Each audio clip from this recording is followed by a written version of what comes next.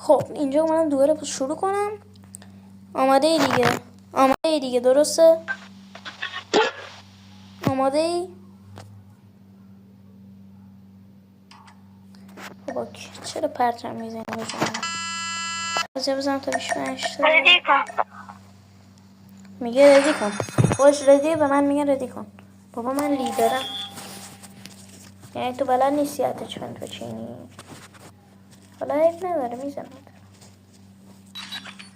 سیزن هم قبل این که سیزن یک Free for all. هیچ دیار بکشیم.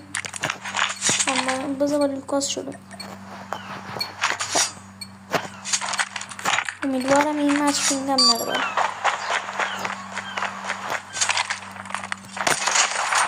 اولیش یه اتچمنت دیل براتون دارم یه لوکاس.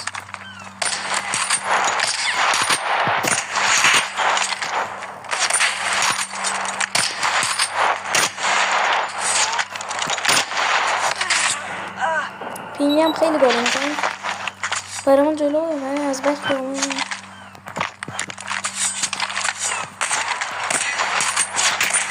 اگه اینو زدم باید لایک کنید که زدم دیگه. باید لایک کنید آقا. اگه اینو زدم لایک و ساب. اینو نتوزنم ولی بعدی رو لایک و ساب کنید اگه ساب ندارید. اینجا من البته بله. خب من این دیله رو بهتون بدم اول.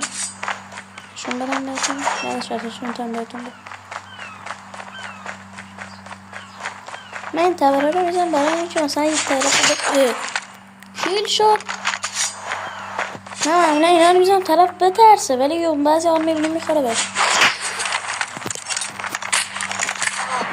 نایش میکنم. ببین آخرش هم رفتیم نیدم.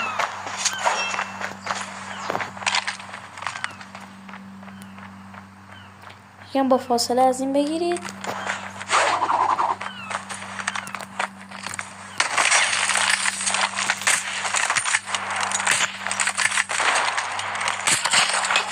لایک و ساب بکنید فقط.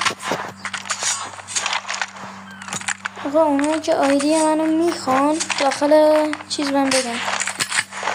اونایی که میخوان با دوبل بزنن داخل کامنت ها بهم بگن.